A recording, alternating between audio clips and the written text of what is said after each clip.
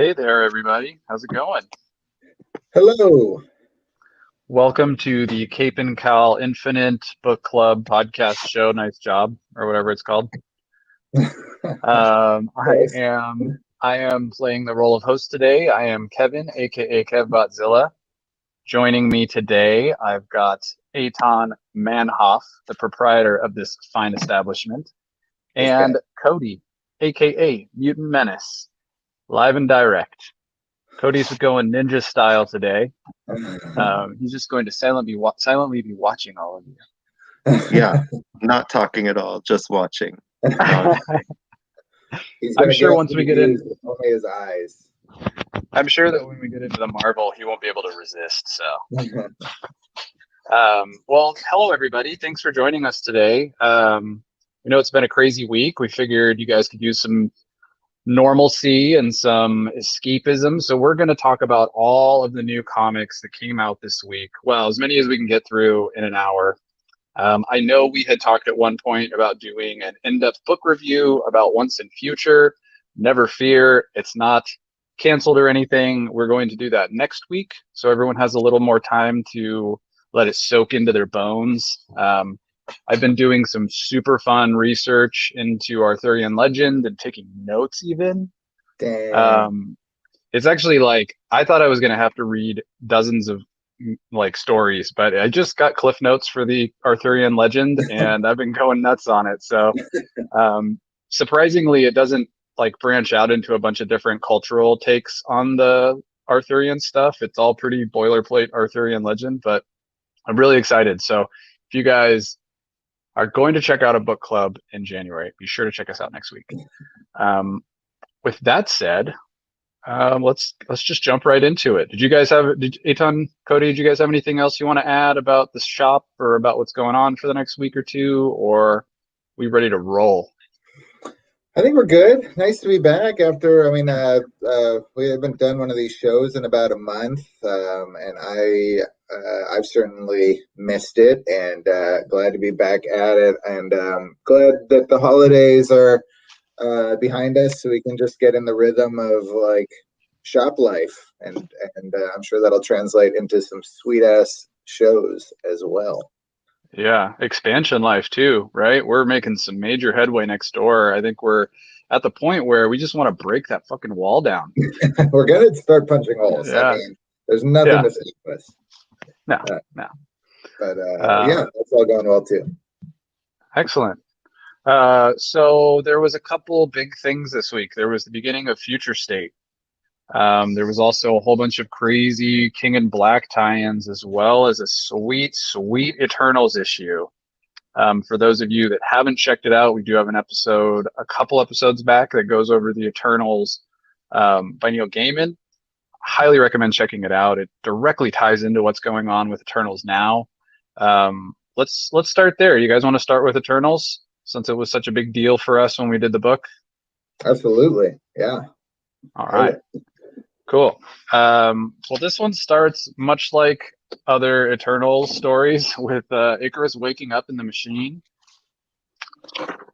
The issue is written by Kieran Oh, Gillen, yes. who did Wicked and Divine and Young Avengers and um, a bunch of other really good books. Perfect choice to do Little Bratty Gods. Yes. Maybe not Little Bratty Gods, but Bratty Gods not getting Yeah, for along. sure. If you've never read Wicked and Divine, that's what that entire book is, and it's fantastic. And then you have Esad Ribic on the art, who is a beast. Oh, And I think absolutely crushed the art in this issue. I think it was beautiful. yeah. He But did an amazing job. Like, he made all of the Eternals with like a heavy brow and look kind of like barbarians. I really liked it. You also get an appearance by Iron Man, which happened in the book. I don't know. Let's get into the story a little bit. So yeah, Icarus wakes up. Um, he's told by Zurus pretty much right after he resurrects that he's to head to the Exclusion, which is the place where the Eternals keep the other Eternals who are problematic and they don't foresee a reboot really fixing the issue with said Eternals. They keep them in a place called the Exclusion, kind of like a negative zone prison or something. They just locked in there, can't come out until the other Eternals decide that it's okay. And so Icarus heads down to the Exclusion to pop the hatch, and guess who's there? Who was the most problematic character from our reading of the Eternals, and the brattiest of the characters? But Sprite. Now, what's really, really cool, and what I think we all appreciated about the Eternals and how tightly it tied into the stuff we had read before, is they address all the stuff that we talked about. They address the things that we had problems with, the things that were a little weird, directly, pretty much right away. So we've got the problematic Eternal is my new nickname for Mitch McConnell. Fair. Agreed. Let's hold on a sec. So go ahead. Well, I just see Michael Rowe saying, "No, I don't need another book," and Michael Rowe definitely needs this book. Yeah, you definitely need to read this, Michael Rowe. I Right up your alley. I this book out for most Marvel fans. Like, this is top notch Marvel comics. I mean, people were coming to pick up their Iron Man and X-Men and whatever this week, and Cody and I were like insisting that they add Eternals to their pile, because it really is does feel like it's going to be a special run. I mean, just the art, it just makes me feel like how I felt Thor was special when Ribic and Aaron were doing the art for that. It just felt like something a little elevated above what the other stuff that's coming out is. You know, it's got that polish to it. Plus, the reading in this was incredible. Like, there were certain parts, I think we all kind of agreed that the beginning of the Eternals was really cool, the JRJR stuff. And then it, like, towards the end, it gets a little The reading in this is amazing from beginning to end. There's no slumps. There's no weird parts. They start right off, like I was saying, resurrecting Sprite. And rather than explain, why Sprite was a bad guy and what happened, they deal with it more in the sense that he's been rebooted to his most recent stable state. Like, before he goes crazy and has a problem with being the young god or the young Eternal, and essentially tries to break the machine so he can become mortal. They reboot him back to a previous iteration where he was buddy-buddy with a lot of the Eternals, and he was a team player with some of them even, which is evidenced pretty quickly when he and Icarus end up teaming up in order to take out a threat. Who was the threat? Do you guys remember? The Deviant, or? Oh, yeah. Yes. The Deviant. Yes, the Deviant. That's right. So right away, we get the Deviant. They both sense it, the Eternals do, and they head to take care of it. We get a really cool action scene where they're teaming up. Let me show you guys a picture of this Eternal, or this Deviant that they reveal. Ooh. Look at that Deviant. Looks like a, I don't know. Face is so cool. Cthulhu, octopusy.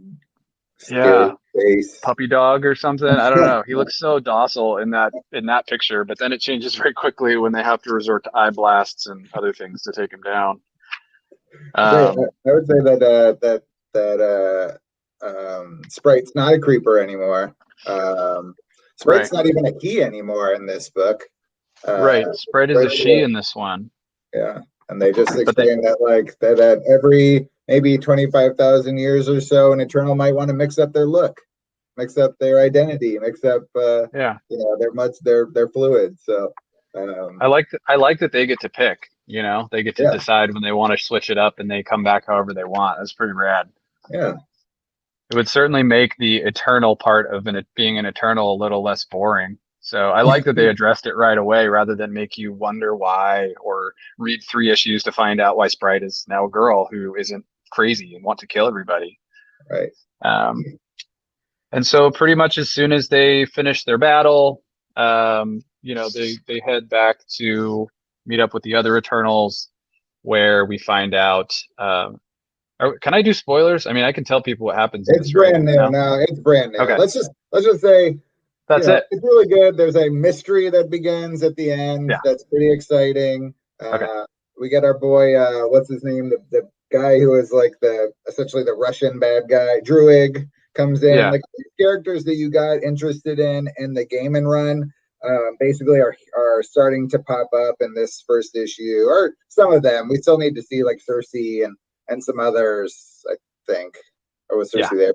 But it's just an excellent start to a new series, and folks should check it on out. Yeah. I mean, it's worth the price of admission purely for the art, but the story was top notch. Yeah. So So the entire concept of like resurrection and the Eternals being reconstituted in the machine and coming back to life is really interesting in context with the current state of Marvel, especially concerning the X-Men, who are constantly resurrecting and coming back to life and rebooting from a certain state of their existence, which is very similar to what the Eternals are doing right now. There's no like connection with mutant books, but I found that a totally fascinating parallel when I was reading it. I wanted to highlight the very beginning. It is like the most Gillen thing to get you Yes. excited for this book. Also, this first spread, not to draw more parallels with Hickman's X-Men, but it opens in a very Hickman-y map and chart system here. This is a huge draw of this book for me because this right here shows me that Kieran Gillen is kind of like remapping our understanding of the Eternals. He's accounted for almost every single Eternal character on this map and where they are and where they function. So that just gives you a hint at how like in depth I think the mythology will get in this book. But Gillen kind of opens this book with one of the best recaps I've ever seen. It's probably not going to pick up too well on this camera, but it says a long time ago, outer space gods came to Earth. They made 100 Eternals. They made 100 Deviants. They left. Shruggy emoji.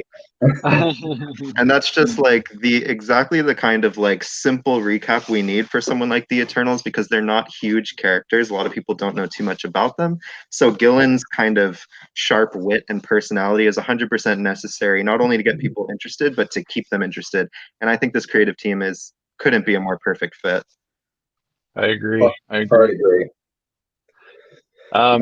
Hey Cody, because you've read a bunch of the previous Eternal stuff, do they really get into the like not the mapping necessarily, but do they describe the deviants in detail, like the individual deviants, or is this kind of a new thing that we're going to get eyeballs into deviant identities and things like that? Yeah, there's a couple big deviant characters, like in Kirby's original run at least, and I think beyond that, but there's a lot of material I haven't read. But there are deviant characters you meet and actually get to know. And I love there's a line in this book about the deviants and how some of them are like, kind of crazy and have a lot of bloodlust. And there's a great line that Gillen wrote where it's just like, some deviants would say, every now and then you humans spit out a serial killer. So you're not perfect either. Like may not be the perfect race, and we're like defective. Some of us more than others. But guess what? Humans, some of you are a lot more defective than others. So I thought that was kind of a clever line that grounds them. And I also like a line about the Eternals being mistaken for gods by humans and how that annoys the gods all the time. I just honestly like Gillen's wit here. It's just so funny. For an Eternals book to be this funny is a brand new thing. Gaiman's book was almost humorless. So it's nice to see kind of, a lot of new personality injected into the Eternals book.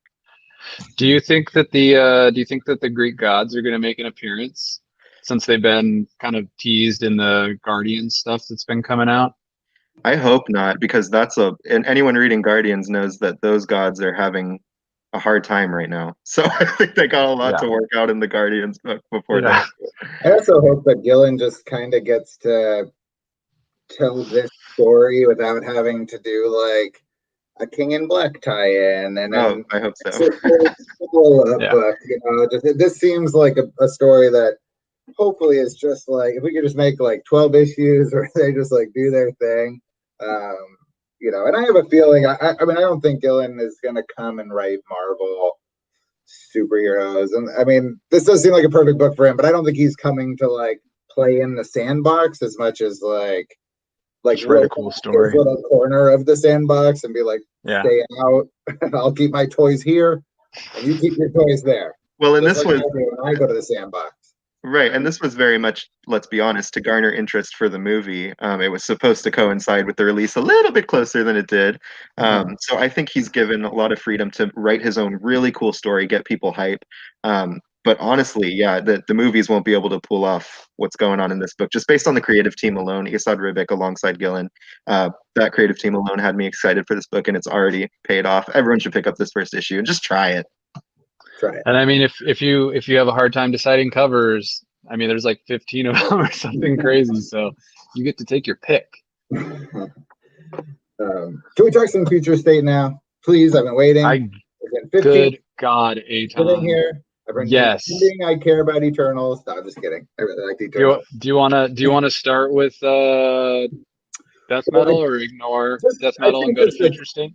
A quick mention that Death Metal 7 is out this week. It ends the Death Metal saga, which has been super fun. Like, I've really enjoyed the 7-issue miniseries, and I'd say at least 75% of the one-shots that have come out, particularly like the last 4 or 5 one-shots that have come out. But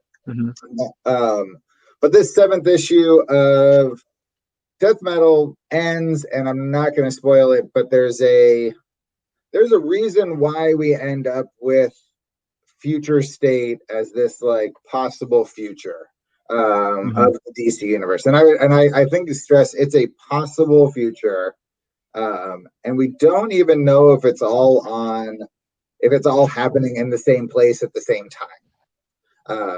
But the events of Death Metal lead to Future State. I don't think at all you need to read Death Metal to understand any of the Future State books. In fact, every Future State book opens with a paragraph that says, X happened, now we're here, basically. Yeah. You know, it's like, it's not quite as good and concise as Gillen's, but there's a short paragraph to Gillen's thing to the Eternals, but there's a short paragraph that like tries to get you like in the mind frame of the Future State books. I think it doesn't. I think that paragraph does a good job. But if let's say you don't want to read Death Metal and you want to know what happens, just reach out to us or come by the door, and I'll give you a spoiler description of it so that you can just check out Future State. But it's well worth reading. We should have all the issues still, so if you want to read them issue to issue, that's awesome. We will probably get books soon since it's over now. But highly recommend checking it out, especially if you liked metal and some of that stuff before. I would say, and like Metal was like mostly like a dark Batman story, and Death Metal is like a fun, kind of goofy Wonder Woman / DC Universe story. It's quite a bit more fun than Metal. Fair, yeah, absolutely. And I like Metal just fine, but this one I'm laughing, you know, and it's like so ridiculous, and it's fun to see Wonder Woman get more of the spotlight. It is a fun story that culminates well and basically ends the DC universe as we currently know it. Right. If you're an old school fan, don't let that scare you. You still have a happy place in the new DC universe, but change is going to come.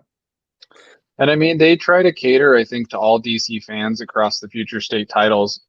Like you were saying, you're not sure if the timelines are all synchronized, like if it's all happening at the same time and place. I think just based on what I read in Swamp Thing and then in Superman, I'm pretty sure like there's no connection time-wise to a lot of these stories. It feels like they're giving us potential futures of what could happen, new characters that take on well-known mantles, and you don't have to know 600 issues of back history on this. It's an awesome jumping on point for people that are new to DC or want to check out something fun.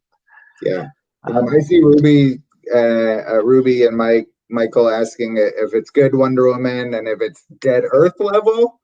Nothing's Dead Earth level, bud. I'm not going to say it's Dead Earth level. I really do think that's the best Wonder Woman story I've read in a while, and really a really accurate take on my feeling, who Diana is and all that stuff. This one's a little more. It's not quite. You know what I'll say? It's not quite as thoughtful. I think Daniel Warren Johnson, when writing Dead Earth, really probably considered the character and was like, "This is who I think she is, and this is what would happen in this situation." And I think Scott Snyder is using her in Death Metal for specific story reasons. and to not make it just a Batman story. But all that said, like I do think it's good Wonder Woman. I don't think it's Dead Earth Wonder Woman. Yeah, I mean, the character is essentially like how. What are we going to get into on details on these? Let's start with Wonder Woman since we've been talking about it. Because I obviously don't want to spoil anything. This is definitely something you guys want to read on your own. But this is the cover of the Future State Wonder Woman, written by the amazing Joelle Jones with art by Jordi Belair. Art by Joelle Jones and Art by colors. Joelle Jones. Yeah, colors by colors Jordi Belair. I was gonna say I saw Joelle giving shout outs to Belair and I was like, huh, but then I just obviously I was confused. It is amazing. It is one of the most beautiful. I mean, you guys read Catwoman, right? The Joelle Jones Catwoman. It's incredible. The art is The unbeatable. art is stunning in that book. And the Wonder Woman in this is a little more brash, certainly more immature, and flies by the seat of her pants. Just wants to get the job done. And it's not Diana. It's a not new. Diana. It's a new character from the Amazon rainforest. Yep. I don't have the book in front of me. I can't remember her name, but it's Yara, I think, or something Yara, like that. Yeah. But a new character, and yeah, and I agree. Not as polished as Diana. You know, definitely younger. She's not regal. She doesn't have like the island of Themyscira behind her guiding her development or anything. It's definitely like she lives in the basin of the Amazon jungle or something. And the book was, and the book had a lighter, more humorous feel than I was expecting from it.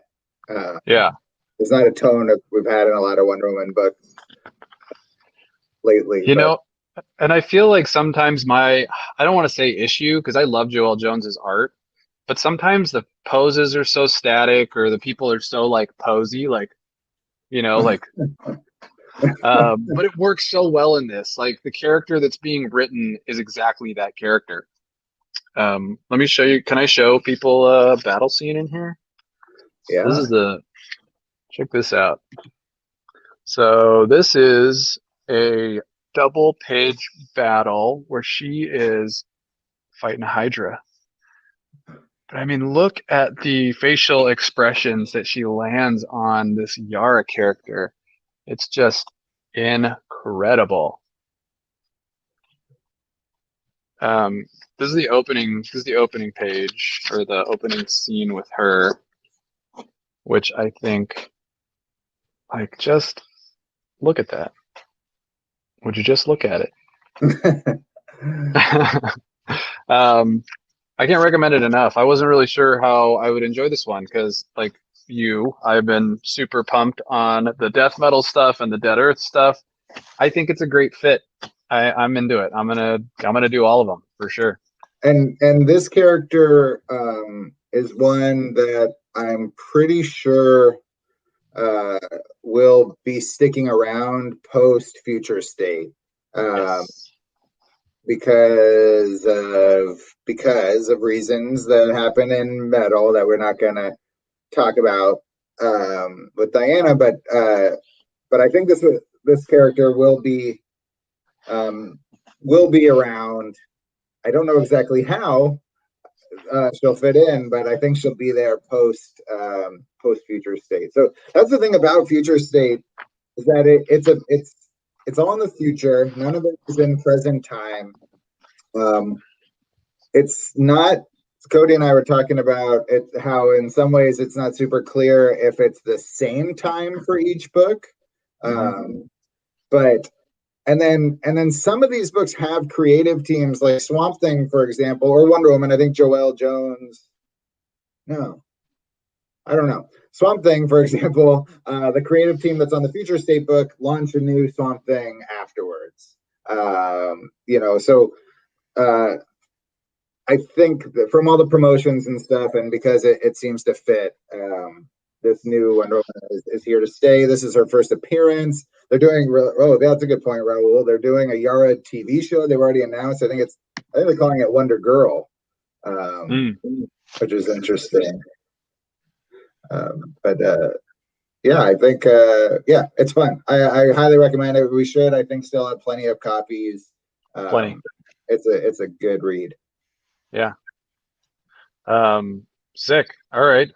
Let's move to the next one that you mentioned. Let's talk Swamp Thing. Sure. This is one of my favorites. I don't know. How did you guys fall on the whole Swamp Thing future state? Cody read it, I think, too, right? Yeah, I read this one. I thought this was a really cool story. I'm a Swamp Thing kind of guy. And this story did some cool stuff, especially with the storytelling. There's like kind of these intermittent cuts of Swamp Thing assembling a body, and by the end, you start to figure out what he's describing. And it ends up being surprising, at least to me. I don't know. It might be like super obvious to somebody else, but to me, I thought it was really cool. Yeah. And it's an interesting story to me because I only read out of Future State. I read this one, and I read the next Batman. And I was kind of struggling with future state of being a shared world, like Aton mentioned, or what to think. Because I was kind of under the impression that this was all happening kind of at the same time in the future. But this one felt a bit different because this one felt particularly more post apocalyptic. And I don't know if that's just because this was the only future state book I read that was outside of Gotham City, because Gotham's dealing with its own huge can of worms right now. And it seemed like a huge deal that might reverberate through the DC universe. But I didn't see any hints of it in this one unless I just missed it. I think you're right. I think you're right. I think it is post-apocalyptic, unless the Gotham that's being run by the magistrate is like a city state or something, like a walled off place where humans reside. Because a big part of this issue is that Swamp Thing is roaming with his tribe, trying to find other humans that still exist, which are Yeah. rare apparently. So Yeah. I totally understand what you're saying. It was the only book out of the ones that I read. I didn't read The Flash. I didn't read Harley Quinn. But it was the only one that I read that had what seemed like a really obvious difference in time and place.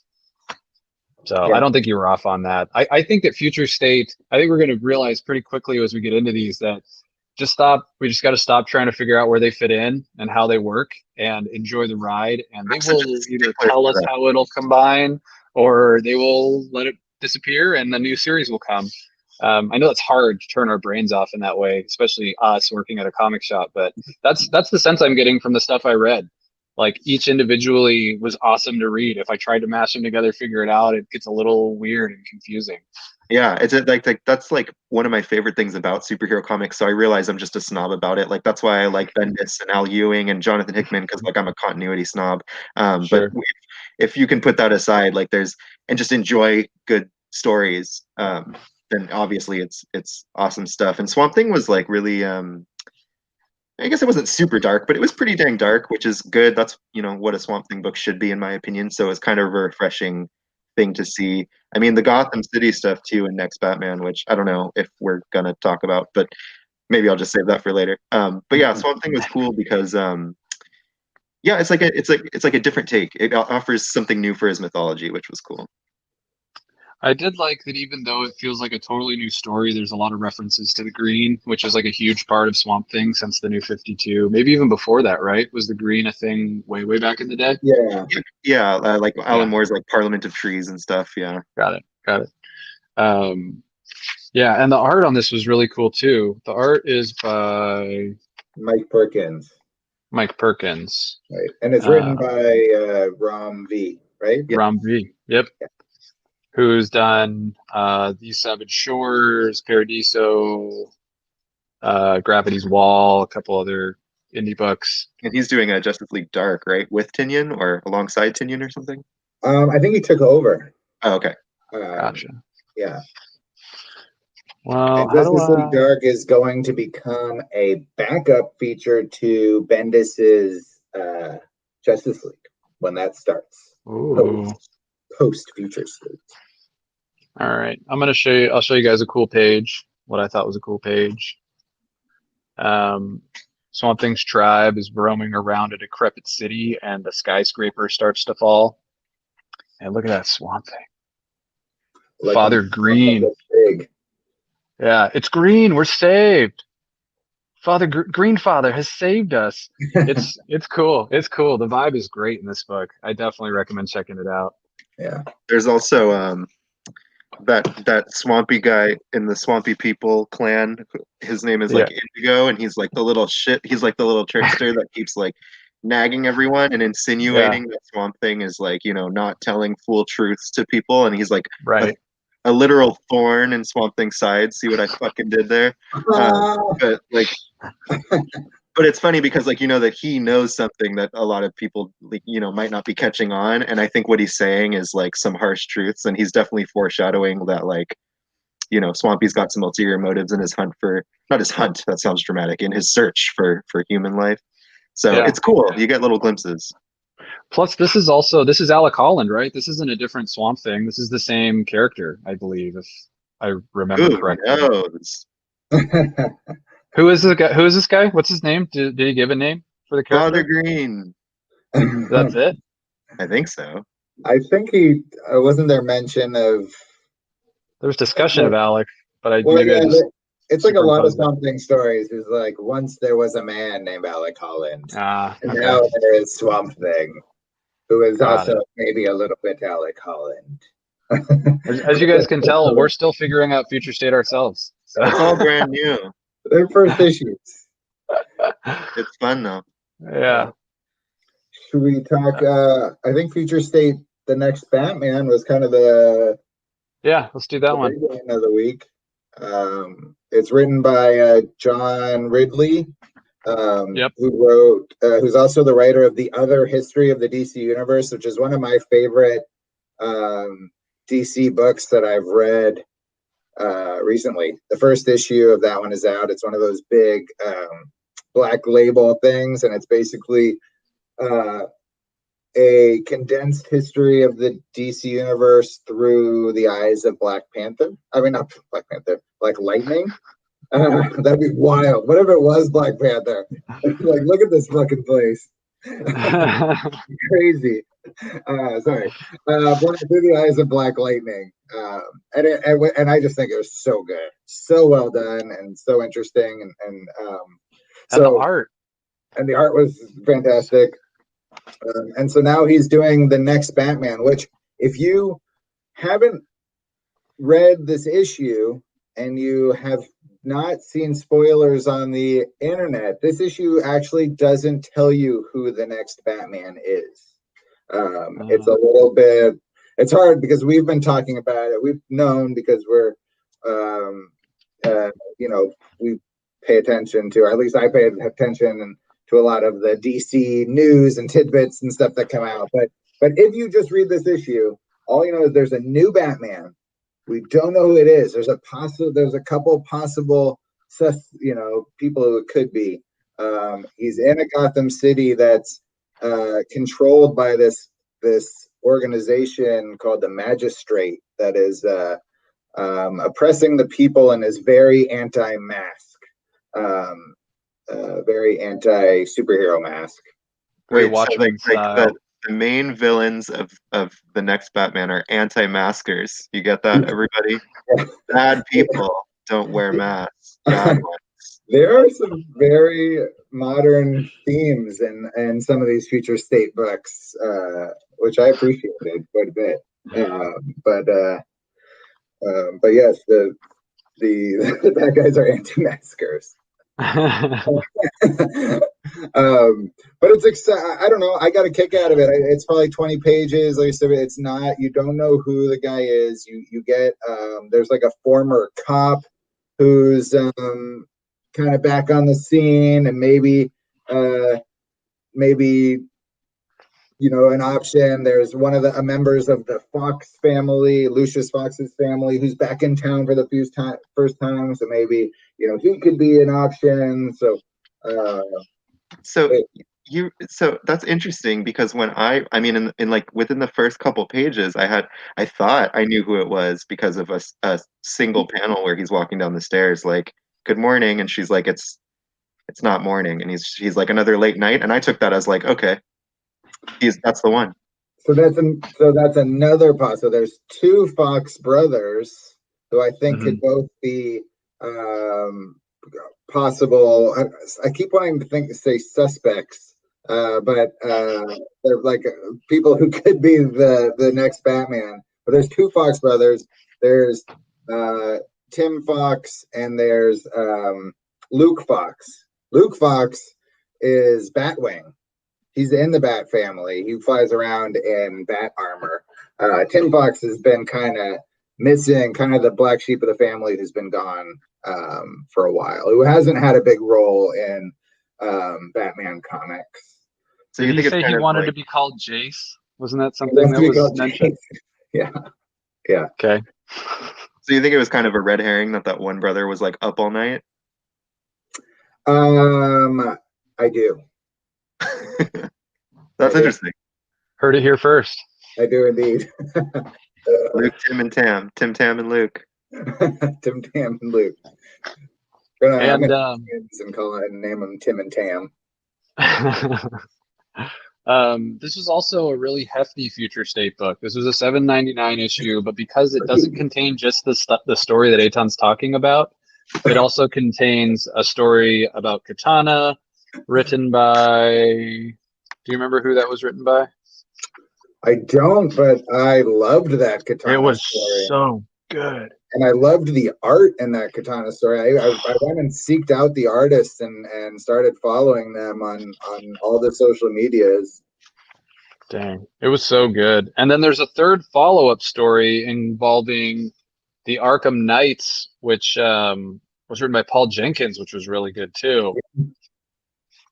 It was, that Arkham Knights one was like a little wordy. It was.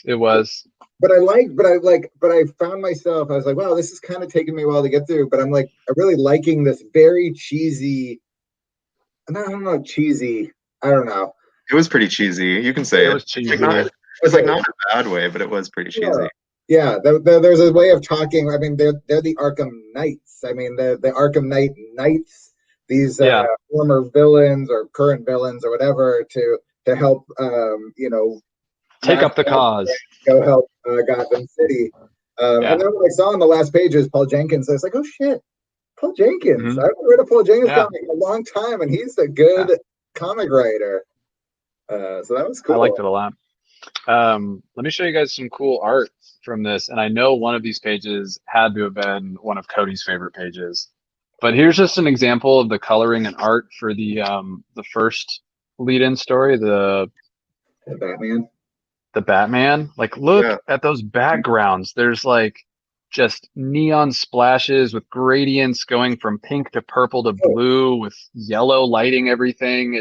I mean, I don't know if this kind of reminded me of like, I don't know, like a tighter Francavilla Batman or something. I don't know. The colors were it's Nick popping. Darrington. I know. The artist, and he's so phenomenally good.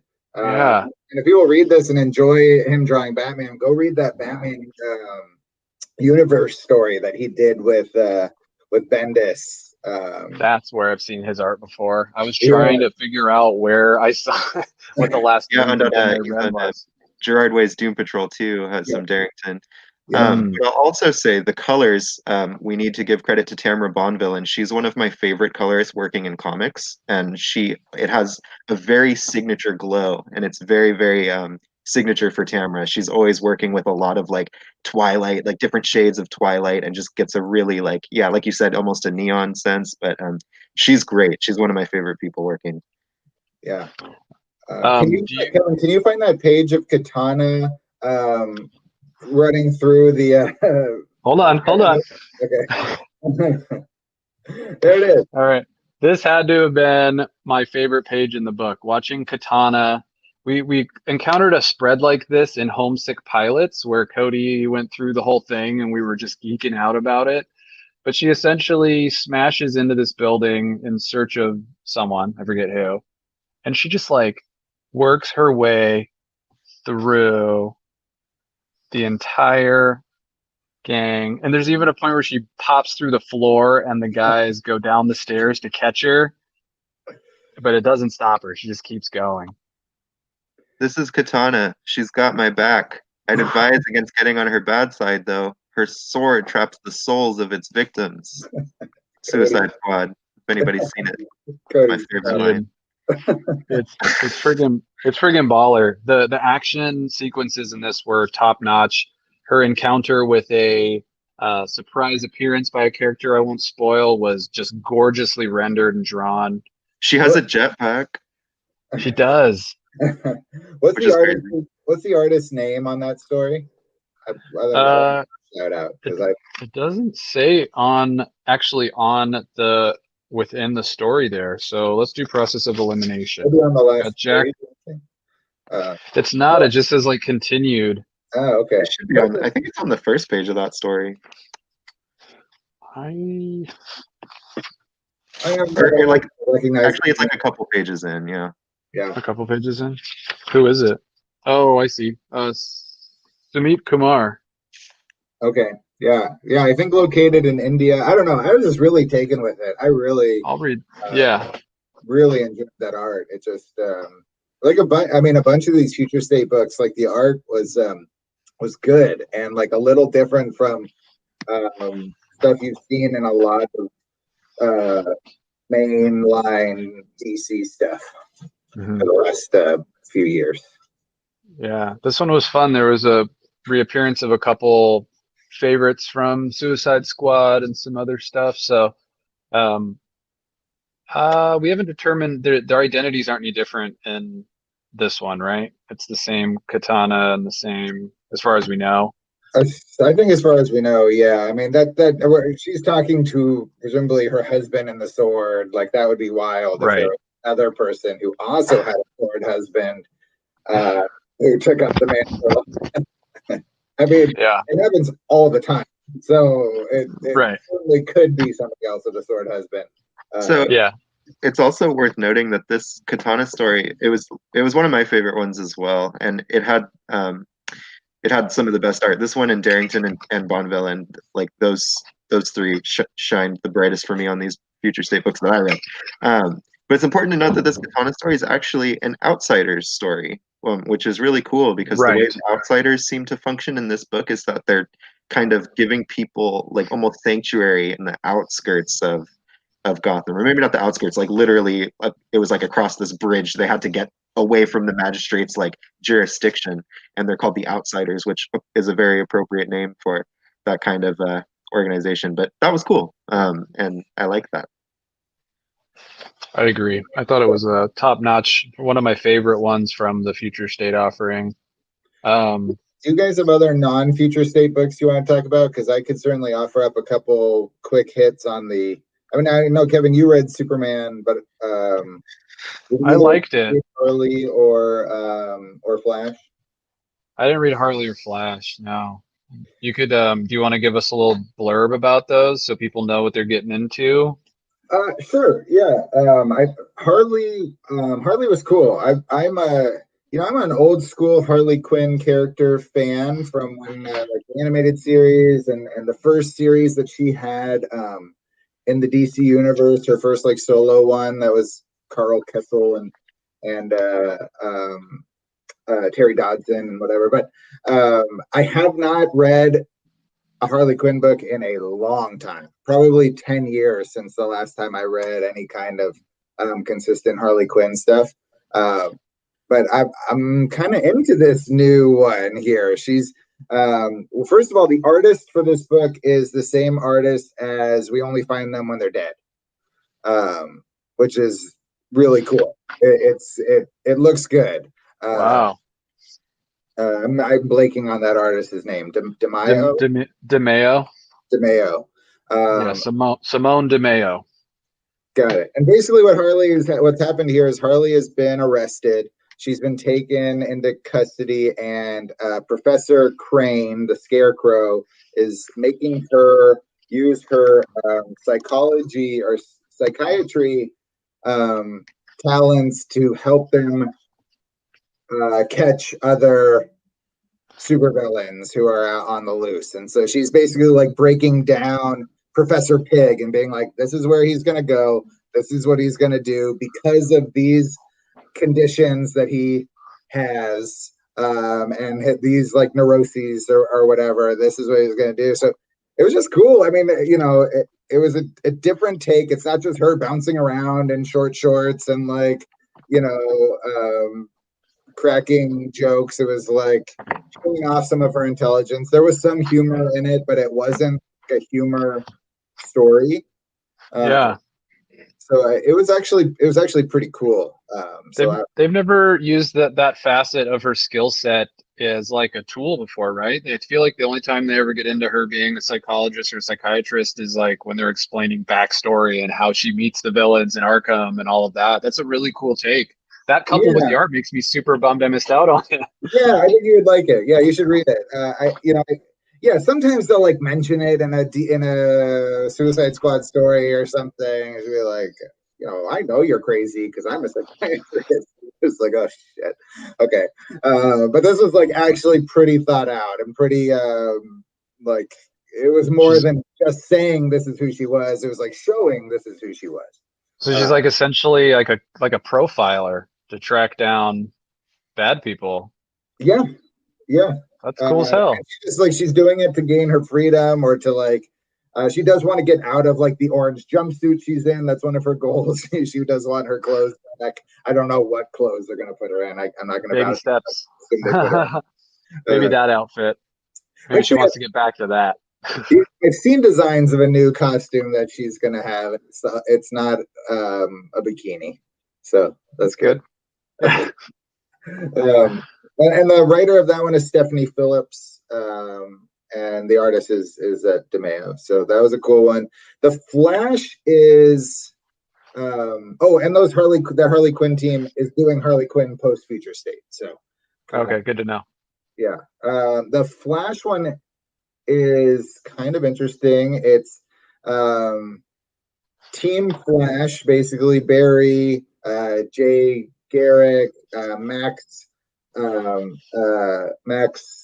Mercury, Impulse, and they're all trying to track down Wally West, who has been like corrupted and is very, very bad.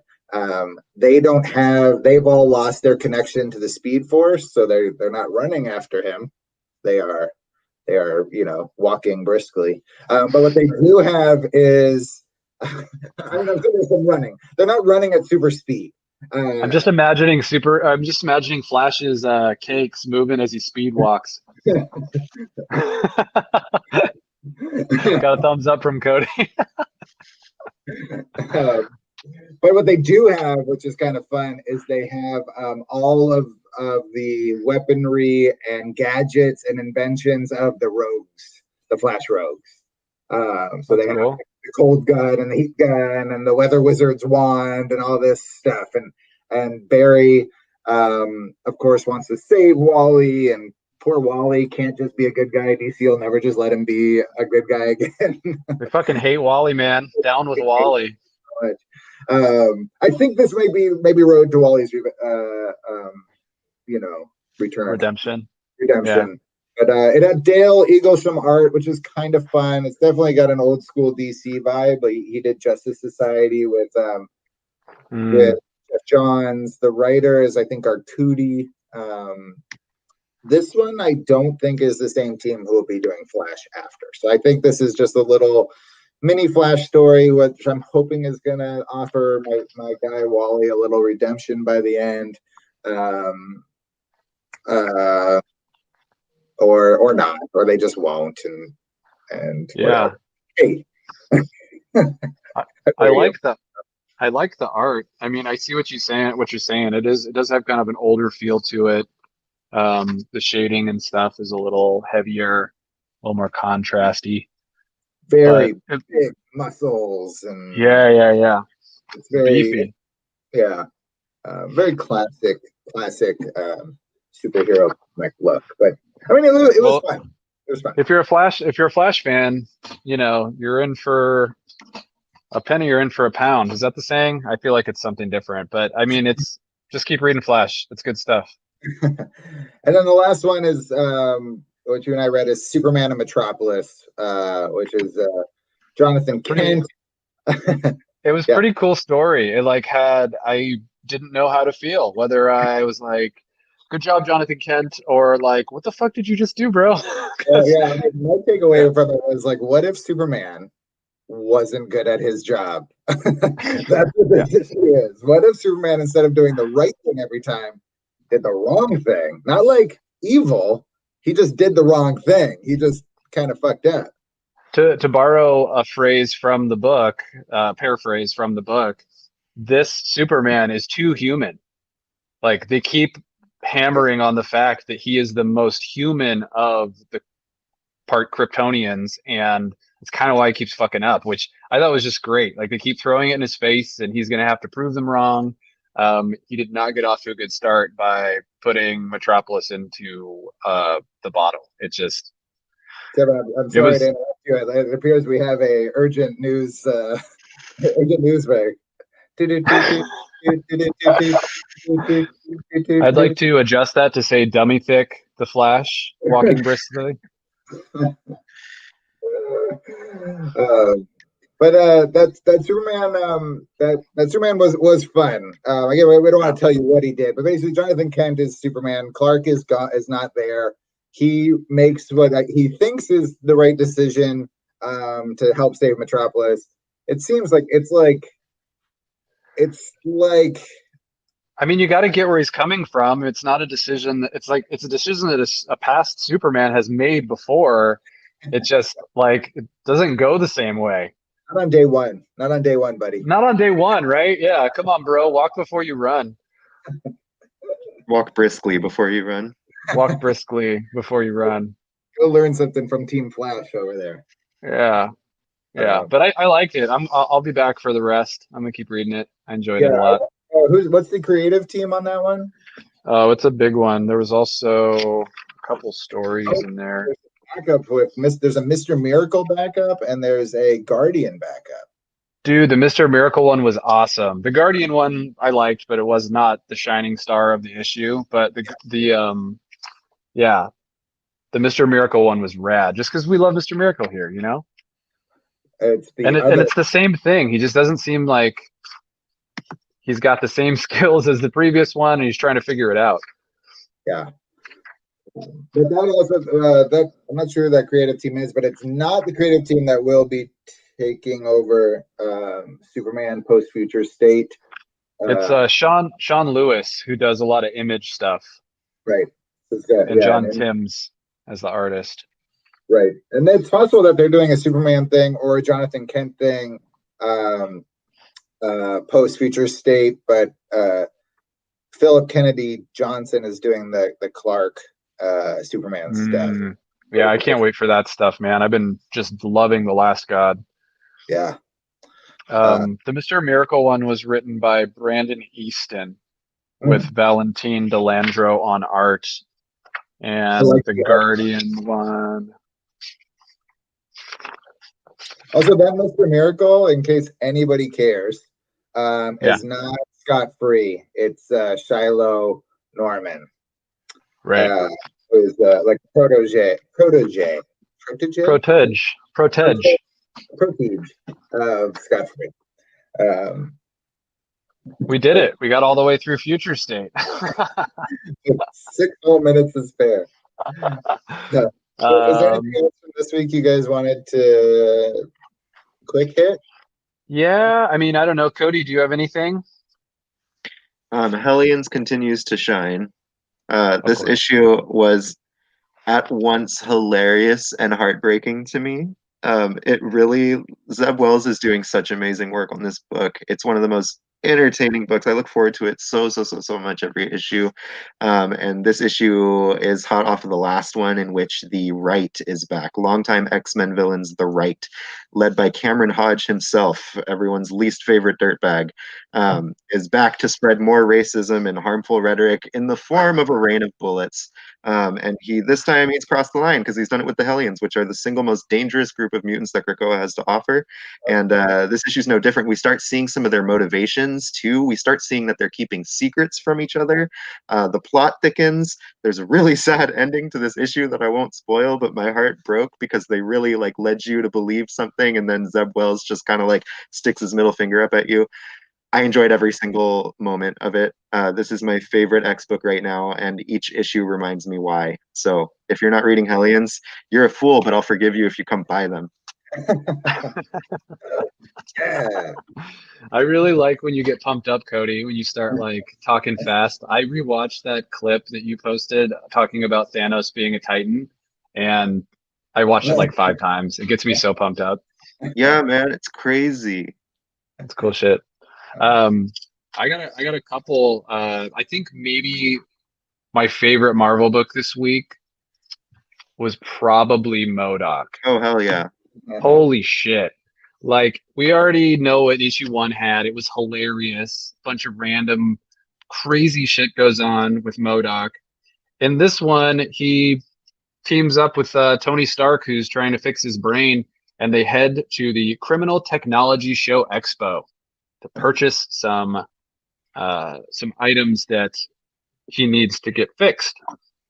In order to do this, he goes in fucking dressed like Arnim Zola. It's so funny. It's so funny. I laughed so hard when I was reading this.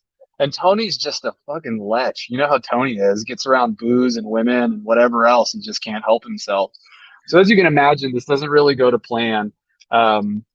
There's one other page I want to show you. Like with the first issue, whenever MODOK activates his murder mode, it's like the best thing ever. It's so funny too because there's a line where MODOK is talking about his Arnim Zola disguise, and he's like, "A lot of simpletons think we look alike. I've never seen it." And Tony, like at one point, Tony calls MODOK a murderous Funko Pop. It's so yes. I love that line. I laughed so hard. He's like, that is the most accurate thing I've ever read about MODOK. He is basically a giant Funko Pop. This is a page that I wanted to show you guys. Murder mode MODOK. Murder MODOK. Because he's like blacking out when he does this too. Like, yeah. Imagine how terrifying that would be to be in a room with a giant Funko Pop whose eyes go like bright purple and then crazy robot arms start coming out. But it's also great because, like, in that scene, it was just a bunch of like dirtball villains, so you don't care. It's like the fucking Serpent Society. Like nobody cares. Like wreck them, wreck all of them. So it played up the funniness because it was like, yeah, whatever. It's a villain expo. Like there's literal like Hydra people and Nazis there. In fact, there's a great panel of MODOK. Like, yeah, do you have that panel? Yeah. I do. So one of the what was the character's name? Do you remember that guy's name? Who's in that scene with him? I can't even remember. It doesn't even really matter that much, I guess. He basically goes after a Nazi supervillain who purchased a item that he decides he needs in order for them to escape, and he just headbutts him and says, "Fuck you, Nazi." It's Hate Monger. That's who it is. Hate Monger, yeah. And MODOK's he grabs the little device and it says, "Fuck you, Nazi," and smashes his face in. And this is a tool that creates a bunch of little adaptoid replicants. And so he just decides to create like a shitload of tiny MODOKs flying around. Like even Iron Man's like, whatever, let's get to it. So highly recommend picking this up. We might still have some issue 1s. It is so good. It hurts. This was my favorite cover. Not the one I selected, but you might recognize the artist from the Tarot #1, 1 in 50. Nakayama, yep. Really, really nice cover. There was some other cool Marvel stuff, but it looks like we're running out of time. Stop by the shop. I'll tell you about it. I want to shout out one final book really fast, which I read that I think will go super under the radar. But it was from Aftershock. It's called Scout's Honor. David Pepose, who wrote Spencer and Locke, which was if a really good Hobbs grew up and turned into like noir detectives. But this book here is the idea is it's a post-apocalypse where the people who are left alive use the Scout's survival guide basically as their Bible and their commandments. And it's a very patriarchal society based on, where the men go out and follow these commandments from the Scouts guide and the women stay home. And there's the Scouts are generally young men, like young, like Boy Scout age. And they're all working to try and excel to become the Eagle Guard, like Eagle Scouts. And there's one Scout that's clearly the best of the best. And it eventually, and I'm going to spoil it because I'm not sure anybody will necessarily read it otherwise, but it's exposed that it's actually a young woman who's wrapping herself, around the chest and to disguise herself as a young man. And so I think it's going to get into like interesting gender politics stuff.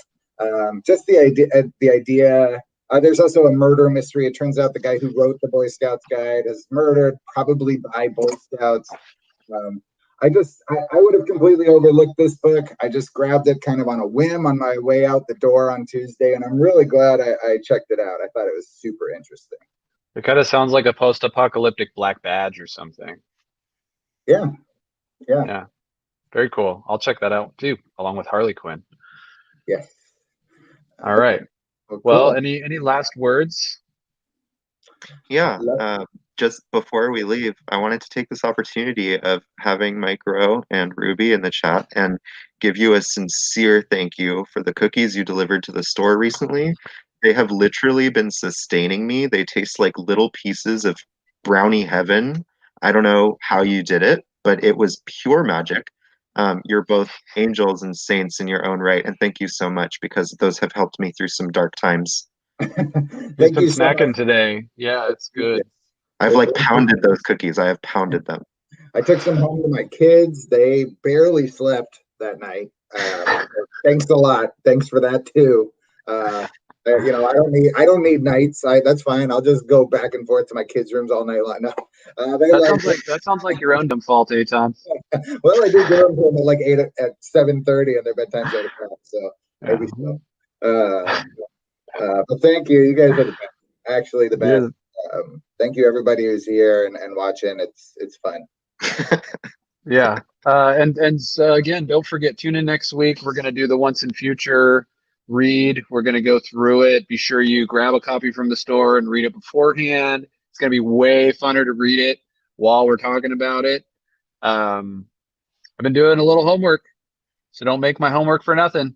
And more Gillen. I'm excited for more Gillen in my life. Yes. Yeah, always.